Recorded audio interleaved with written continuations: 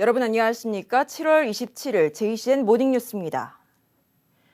앞으로 5년 뒤면 매립시설이 꽉 차서 더 이상 사업장 폐기물을 매립할 수 없게 됩니다. 이런 가운데 민간업체의 매립시설 계획들은 잇따라 제동이 걸리고 있습니다. 민선 8기 울산시가 매립시설 관련 방침을 빨리 결정해야 할 것으로 보입니다. 김영환 기자의 보도입니다. 포화 상태에 이른 울산 지역 사업장 폐기물 매립시설. 전체 790만 세제곱미터 가운데 남은 용량은 128만 세제곱미터입니다. 완전 포화까지는 5.7년밖에 남지 않았습니다. 매립이 어려워지면서 톤당 6만 5천 원 수준이었던 처리 비용도 3배 이상 올랐습니다. 기업들의 매립시설 확충 요구가 잇따르고 있는 가운데 민선 7기 울산시는 올 1월 민간업체의 매립시설 증설과 신설을 적극 협조하겠다고 밝혔습니다. 현재 온산공단 내 4개 업체, KCC 산단 1개 업체 등 8개 민간업체가 매립시설 계획을 울산시에 제출한 상태입니다.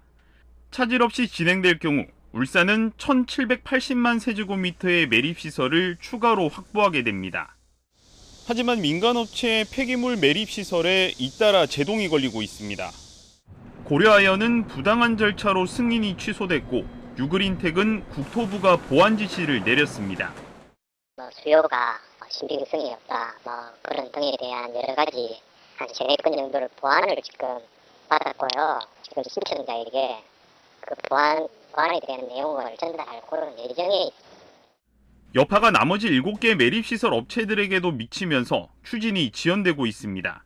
여기에 민선 8기 울산시의 사업장 폐기물 매립시설 관련 방침도 아직 확정되지 않았습니다. 울산시는 조만간 울산시장의 의지를 반영한 대책을 마련하겠다는 입장입니다. 폐기물 포화 상태가 심각해지고 있는 만큼 빠른 대책이 나와야 할 것으로 보입니다. JCN 뉴스 김용환입니다. 국민의힘 김기현 전 원내대표가 울산 지역 그린벨트 해제와 관련해 윤석열 대통령의 과감한 결단이 중요하다고 밝혔습니다. 김 전 원내대표는 시도지사가 개발 제한 구역을 풀 수 있는 범위는 제한돼 있다며 정부가 유관 부처 간의 협의를 거쳐 확대할 수 있도록 조치하는 방안도 중요하다고 말했습니다. 김 전 원내대표는 이어 울산의 정치력을 총결집해서 지원하겠다고 덧붙였습니다. 국민의힘 서범수 국회의원이 국토교통부와 LH로부터 울산 선바위 공공주택지구 조성 사업에 대한 업무 보고를 받는 자리에서 충분한 보상의 필요성을 강조했습니다. 서 의원은 정부의 공공주택 공급에는 찬성하지만 강제 수용되는 1883필지 토지 소유자와 거주민들은 삶의 터전을 잃게 되는 것이라며 주민의 동의와 충분한 배려, 현실에 맞는 보상 대책이 필요하다고 주문했습니다.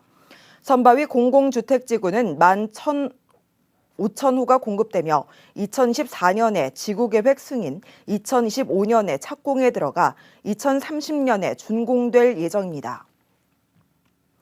울산시는 어제 울산 종합운동장에서 전국체전 대회 운영 사무실 준공식을 가졌습니다. 대회 운영 사무실은 종합운동장 내 시티 컨벤션 센터 옥상에 4천여 제곱미터 규모로 증축됐습니다. 시도별 체육회 상황실과 대한체육회 사무실 등으로 구성됐으며 대회가 끝나면 울산시설공단과 울산시 체육회 사무실로 운영될 예정입니다.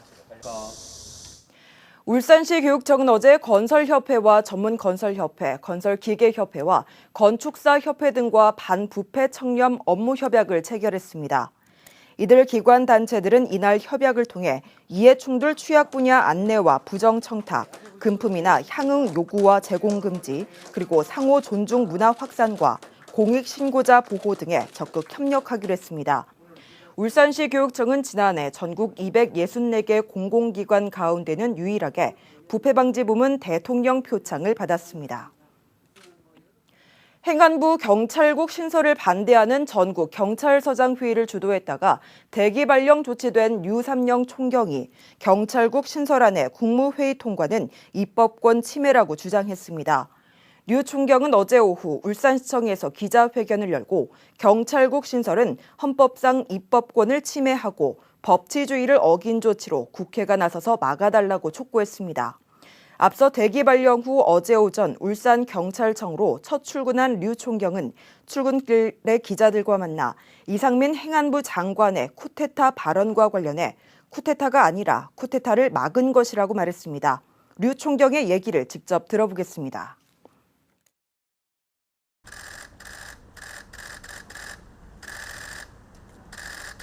행안부의 경찰국을 설치하는 것은 정치적 중립을 훼손하는 겁니다. 이런 정치적 중립을 훼손하는 것이야말로 헌법 질서를 교란하는 쿠데타적 행위라고 생각할 수도 있는데 그 행위를 지금 막아보겠다는 우리의 행위가 어떻게 쿠데타적 행동이라 할 수 있습니까? 거꾸로 말씀하신 겁니다. 내용도 정의롭지 않지만 절차는 더더욱 정의롭지 않기 때문에 이 절차는 즉각 중단되어야 되고 그 충분한 국민적인 여론이 수렴되고 적법성 문제를 충분히 검토한 후에 그때 해도 늦지 않습니다. 행안부의 경찰국을 신설하는 것이 경찰의 정치적 중립을 훼손하는 것이고 그게 옳으냐 안 옳으냐 여기에 집중해야 되는데 요 본질을 흐리기 위해서 프레임을 갖다 놓는 겁니다. 닭의 모가지를 털어도 새벽은 온다 이런 이야기 있지 않습니까? 지금 시기에 말을 하지 않고 침묵하면 역사의 죄인이 될 것입니다. 두고두고 후회할 일이라 생각해서 모든 불이익을 감수하고서라도 지금 시기에 드릴 말씀을 드려야 된다 이렇게 생각하고 있습니다.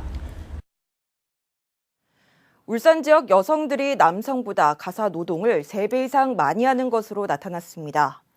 동남지방통계청이 발표한 동남권 남녀의 일가정 양립 실태에 따르면 2019년 기준 울산 여성들의 하루 평균 가사 노동 시간은 3시간 12분으로 남성의 45분보다 3배 이상 많았으며 맞벌이 가구 역시 마찬가지였습니다. 특히 울산은 가사를 공평하게 분담해야 한다고 생각하는 여성 비율이 가장 높은 반면 남성들은 그렇지 않다는 응답이 가장 많아 동남권 중 가사 분담에 대한 남녀 견해 차이가 가장 큰 것으로 나타났습니다. 울산의 상반기 수출이 8년 만에 400억 달러에 안착했습니다. 한국무역협회 울산지역본부에 따르면 올해 상반기 울산 수출은 전년 동기 대비 25.9% 증가한 444억 4,900만 달러로 지난 2014년 상반기 이후 8년 만에 400억 달러를 넘어섰습니다. 품목별로는 석유 제품 수출이 3자릿수 증가율을 보였고 선박을 제외한 나머지 울산의 주요 수출 품목도 증가세를 보인 가운데 국가별로는 대미 수출이 13.4% 증가한 반면 대중 수출은 16.8% 감소했습니다. 울산시의회 의장단과 상임위원장단이 어제 취임 인사차 JCN 울산중앙방송을 방문해 시의회가 시민들의 더 나은 삶을 위해 최선을 다하겠다고 밝혔습니다. 의장단은 시민들의 적극적인 지지로 전체 22명 가운데 21명이 국민의힘 소속 의원들로 구성됐지만 집행부가 지역 발전을 위해 바르게 나아갈 수 있도록 견제하는 역할도 적극해 나가겠다고 다짐했습니다. 의장단은 울산 전 지역으로 모든 채널이 송출되는 방송시설을 둘러본 뒤 JCN의 시의회 본회의 중계방송으로 시의회에 대한 시민들의 관심도 한층 높아지고 있다며 감사의 뜻도 전달했습니다. 중구의회 여야가 전반기 원구성을 위한 합의에 성공했습니다. 의회운영위원장은 국민의힘 박경흠 의원, 행정자치위원장은 국민의힘 문기호 의원, 복지건설위원장은 더불어민주당 문희성 의원을 각각 선출하기로 합의했습니다. 부의장은 내일까지 후보자 신청을 받은 뒤 29일 임시회를 열어 선출할 계획입니다. 중구의회 여야는 원구성 과정에서 빚어진 여야 간의 대립에 대해 송구하다고 밝혔습니다. 울산법원이 2주간 하계 휴정에 들어갑니다. 하계 휴정은 울산지방법원과 부산고등법원, 울산원해재판부, 울산가정법원 등이 동일하게 다음 달 5일까지 2주간 실시합니다. 휴정 기간에는 불구속 사건의 공판 기일과 민사, 가사 사건 등의 변론 기일 등 대부분의 재판이 열리지 않고 각종 민원 업무와 구속 전 피의자 신문 등 긴급하거나 인권에 중대한 영향을 미치는 재판만 진행됩니다.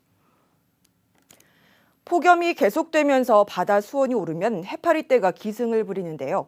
휴가철 해수욕장의 불청객인 해파리가 올해도 어김없이 나타났습니다. 김나래 기자가 취재했습니다. 일렁이는 바닷속에 하얀 물체가 떠다닙니다. 뜰채로 건지니 투명색 해파리가 드러납니다. 수온이 상승하면서 전국적으로 해파리가 출몰하고 있습니다. 울산 지역에는 노무라입깃 해파리가 주로 출몰하는데 독성을 가지고 있어 주의해야 합니다. 노무라입깃 해파리는 직경 15cm에서 60cm로 큰 것의 경우 무게가 7.5kg에 이르러 뜰채로 건져내기 힘들 정도입니다. 이처럼 해수욕장에서 해파리가 발견돼 피서객들의 안전을 위협하고 있습니다. 얼마 전 이곳 진화해수욕장에서도 피서객이 해파리에 쏘여 응급조치를 받는 등 해수욕장 곳곳에서 해파리 쏘임 사고가 잇따르고 있습니다. 소방에서는 해파리에 쏘이면 즉시 119 구조본부와 바다보건소를 방문할 것을 당부했습니다. 바다 수온이 올라가면서 해파리가 증가하고 있습니다. 물놀이 중에 해파리 쏘임 사고가 있으시면 바닷물이나 생리식염수를 이용해서 세척하시고 저희 119 구조본부나 바다보건소를 이용하시면 저희가 빠른 응급처치를 해드리도록 하겠습니다. 각 구군청은 해파리 피해 방지 대책으로 해파리 구제 제거망을 달아 해파리 제거 작업을 펴고 있습니다. 국립수산과학원은 진행 중인 조사 자료를 통해 이번 주 중 해파리주의보 발령 여부를 결정할 예정입니다. JCN 뉴스 김나래입니다. 전국 지자체 8곳이 행정안전부의 골목경제 회복 지원사업 공모에 선정된 가운데 울산 중구도 포함됐습니다. 중구가 지원한 골목경제 회복 사업은 원도심 호프거리 부활 프로젝트 사업으로 수제맥주 개발을 기반으로 스토리텔링을 통해 젊음의 거리를 활성화하는 사업입니다. 이에 따라 중구 원도심 호프거리는 맥주 조형물 등 골목 블렌딩과 스마트 점포 구축, 골목 축제와 청년 포차 창업 지원, 상인 조직 활성화 등으로 골목 경제를 되살리는 사업이 추진됩니다. 울산시 보건환경연구원이 여름철 다소비 식품에 대해 안전성을 검사한 결과 일부 콩국이 부적합 식품으로 판정됐습니다. 보건환경연구원은 햄버거와 냉면 육수 등 26건을 수거해 대장균과 식중독균을 검사한 결과 콩국에서 기준치 초과 대장균이 검출됐다고 밝혔습니다. 보건환경연구원은 관할 지자체에 통보해 행정 처분하도록 했고 부적합 식품 긴급 통보 시스템에 등록했습니다. 나머지 식품들은 안전한 것으로 나타났습니다. 귀뚜라미 그룹이 울산시와 울산의 미래인재 양성을 위한 장학금 지원 협약을 맺었습니다. 어제 협약에 따라 귀뚜라미 그룹은 울산 지역 고등학생 80명에게 8천만 원의 장학금을 지원하게 됩니다. 울산시는 공정하게 장학생을 선발해서 장학금을 지원할 예정입니다. 귀뚜라미 그룹은 37년간 장학사업과 학술 연구 지원 사업 등 사회 공헌 활동을 펼치고 있으며 480억 원을 사회에 환원하며 나눔 경영을 실천하고 있습니다. 한 익명의 기부자가 어려운 이웃에게 전달해달라며 어제 웅촌 행정복지센터에 10kg 쌀 100포를 기부했습니다. 이 익명의 기부자는 어려운 이웃들에게 조금이나마 도움을 주고 싶어 쌀을 전달한다며 이름을 알리지 말아달라고 요청한 것으로 전해졌습니다. 기부받은 쌀은 독거노인과 장애인, 복지 사각지대 등 지역 저소득 가정에 전달될 예정입니다. 울산시가 스타트업 혁신파크 조성을 위한 용역에 착수했습니다. 울산시는 이번 용역을 통해 지역의 창업 현황과 여건, 스타트업 혁신파크 입지 분석과 창업기업 정주 방안 등을 모색할 계획입니다. 울산 스타트업 혁신파크는 창업 전담기관 직접화를 위한 이노베이션 센터와 공유 실험실과 교육실 등을 갖춘 오픈 스페이스 등 4개 건물로 구성됩니다. 용역은 11월에 완료될 예정이며 울산시는 용역 결과를 창업정책 중장기적 발전계획 수립에도 활용할 계획입니다. JCN 모닝뉴스를 마칩니다. 함께해 주신 여러분 고맙습니다.